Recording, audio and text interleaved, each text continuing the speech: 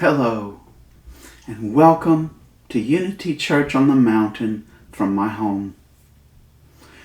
The title of the talk today is, Why Does Life Seem to Be Such a Discord?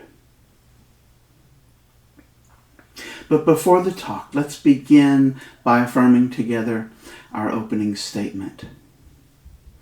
There is only one presence and one power in my life and the universe, God. And now I invite you just to take a deep breath. Breathing in, allowing your lungs to become full, and then gently just releasing. And perhaps one more deep and gentle breath, filling the lungs and releasing back to universe. I invite you to bring your awareness to this present moment, wherever you are, whenever you are, just right now, being aware. And so it is. The title of the talk today is When I Find Myself in Discord. Discord around us means things are not in harmony. Things look like they are at one another's throat, perhaps butting against one another, perhaps butting up against me. And why does this happen? And what good is it? If the universe is aligning itself behind me and behind humanity for our highest good, why do we experience such discord in our life? I'd like to give an example of how this can come about in something that's not so deep and serious, but seems to happen every day, and that gives us an opportunity to become aware of it. So if you ever drive in traffic, I feel like you've had the opportunity, as I have, to experience someone who is jumping in and out of traffic, speeding by, apparently being unsafe to themselves and to other people on the road. And how does that make you feel? It's very easy in times like this to get angry or fearful and make an exclamation towards this person. Something blaming, something that may not sound very nice. But what's really going on here if we look at it from our inner experience? To begin with, we really don't know why this person is being so unsafe or in such a hurry. And so we fill in the gap with something from ourselves and project that onto this experience. Generally, it's something that's negative. Whereas it could be that this person is speeding through traffic because their pregnant wife is in need of delivery in that moment. There could be many reasons that would necessitate perhaps driving a little faster, making moves in traffic that we perceive as being unsafe. But we jump for the negative and perhaps respond with thoughts of, what a jerk, what an unsafe person. And chances are those words are being mild for what might come out of our mouth or thoughts at the time. But here's the beauty. We can turn that around and see that as an opportunity for ourselves. This person speeding through traffic is giving us the opportunity to see something in ourselves. There's something in us that's caused this anger. There's something in us that is perhaps causing this fear. That in us that is bringing out this thing is truly the enemy, and not the person who is speeding through traffic. The adversary is that in us that needs to be addressed, and the person speeding through traffic is providing us with the opportunity.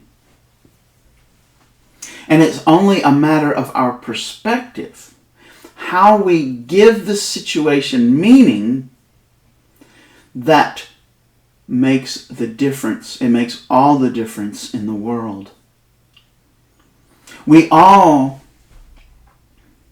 have experiences in our life, but we get to choose whether we're going to have the experience or whether the experience is going to have us. Can you see the difference? If the experience has us, then we are responding. We are like the ping pong ball. When it gets hit by the paddle, it jumps away. And that is the experience having us. But when we exercise our free will and choose to see the experience in a different way, so that we can see what it is in us that needs to be dealt with, and we can discover the adversary and move through this experience, then we're having the experience. There's a technique that can be useful in times like this to help us to not only deal with the experience in a way that's positive, but in a way that helps us on our growth and allows the other person or people that are involved in the situation to perhaps grow from the experience as well. So there's 4 very easy steps. And before I give those, I would like to read for you from the Gospel of Matthew in chapter 5, verses 44 and 45. And I'll read from the Lamsa translation.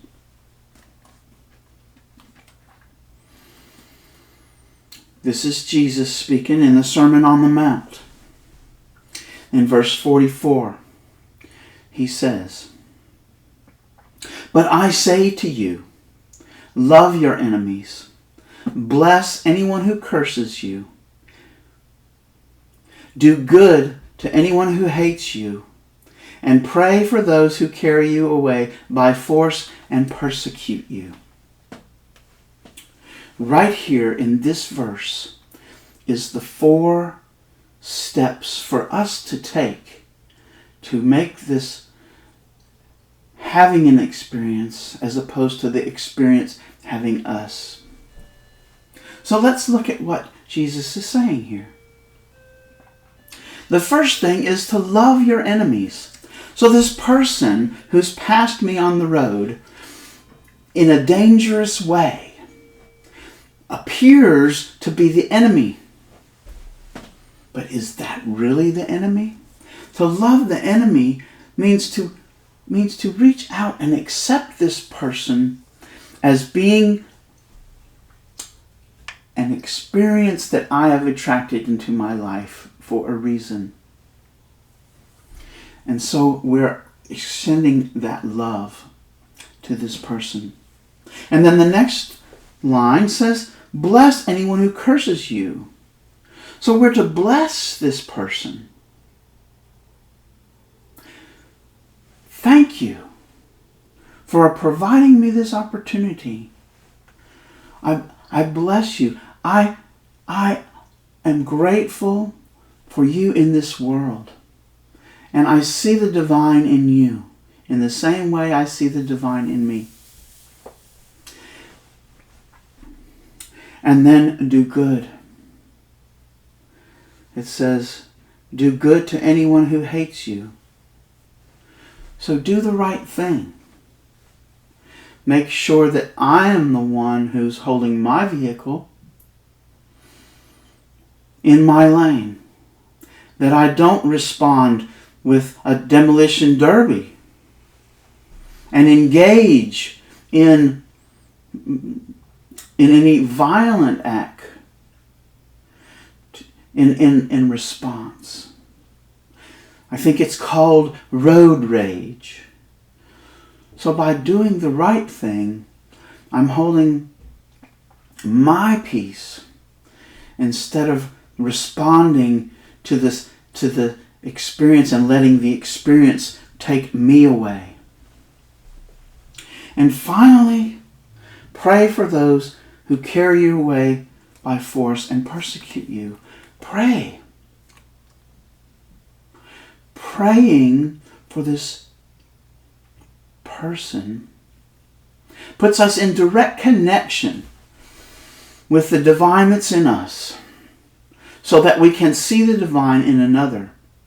When we go into this state of prayer in the moment, we completely turn the situation around.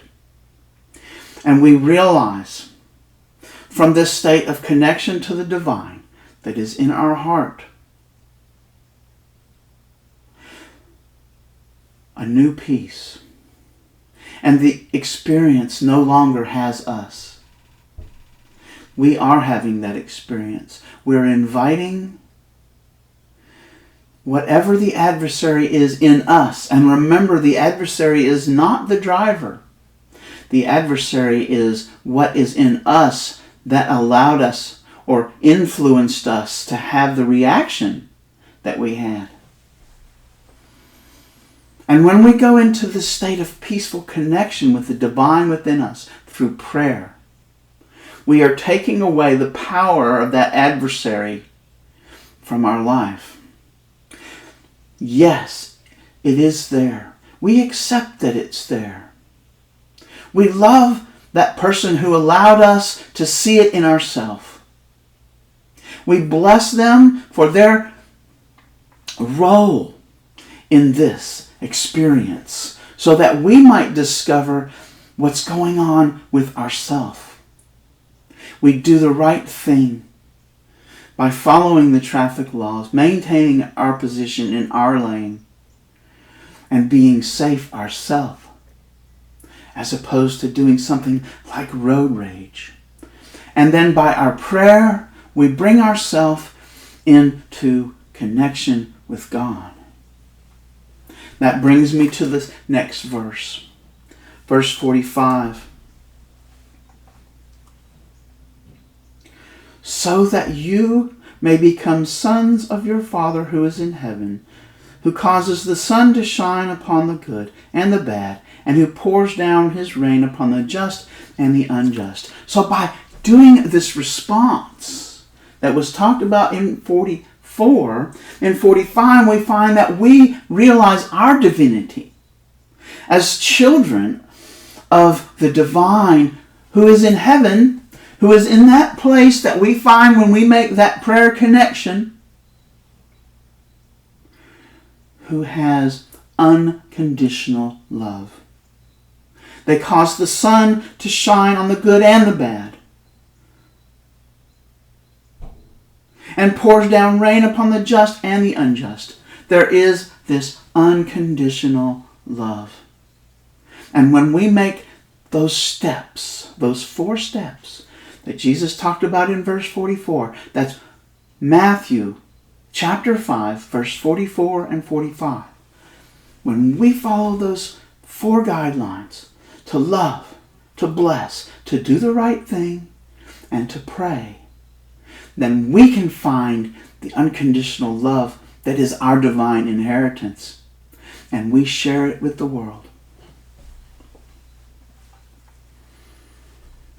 You might not be believing me. So I'll give you another example. I work at a machine shop where we make precision parts in all kinds of different industries. But when you're making precision parts, one of the challenges, other than making the part, is inspecting it to show that it is indeed the precise part that is part of our contract. And so, because there's this conflict of interest in that part of the shop is required to produce the part, and the other part of the shop where I work is required to make sure that part is as precise as what our customer requires. And so here comes the conflict. Now, we all have together the same goal, to provide quality parts to our customers. But in the middle of what's going on, it's not easy to see that, because there's the conflict of interest of I need to make so many parts per minute so that the company can make money, and then the conflict of, well, all of these parts need to be the same precision that our customer requires. When it's a very precise part, the line of what is good and what is bad can sometimes be blurry, because there is a thing called measurement uncertainty. And so the conflict arises. And it's easy to get defensive and defend the point of view, whether it's this point of view or that point of view. And what it takes as we look at this opportunity and this conflict that can arise is to see and love this person who's bringing the conflict, to say thank you internally, blessing them for bringing this opportunity for me to see that I want to control the situation, that I want to defend my position, because that's the adversary's point of view within me.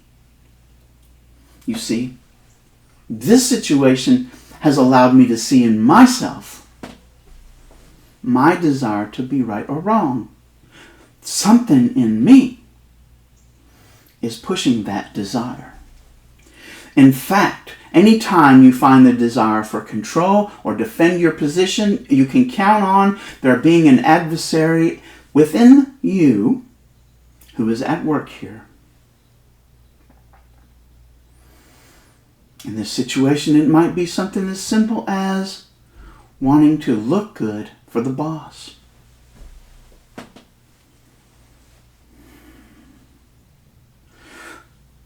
When we can accept that position, do the right thing, which is, in this case, it might be measure the part in different ways to discover the truth as best as we possibly can, using all of the techniques that we have available. And praying right in the middle of all this. No one even needs to know that I've made that connection with the divine in me, found my center, which helps me explore the truth. Anything that happens that brings about these feelings of defensiveness or need for control is pointing us towards discovering the adversary within us. Do you know what word is translated and sometimes left untranslated but has this meaning, adversary? Satan. Satan is the adversary. There is only one presence and one power in our life. The adversary is not an entity. The adversary is something we need to deal with in ourselves. Something to accept and grow from. And this person, this situation, is allowing us to see that so that we can deal with it and grow from the experience. We are having the experience. The experience is not having us. My prayer is that something from this talk today is just what you needed to hear to use in your life. And now let us close by emphasizing those 4 steps one more time. When we find ourselves in the middle of conflict and the experience is having its way with us, we can, as soon as we become aware, we can love the person who is bringing this experience to us. You might call them the messenger. We can bless them for being this vehicle of spirit, because the entire universe is working towards the greatest good. So there is nothing that is really and truly against us. We can do the right thing in the middle of that moment and make a prayer connection to God.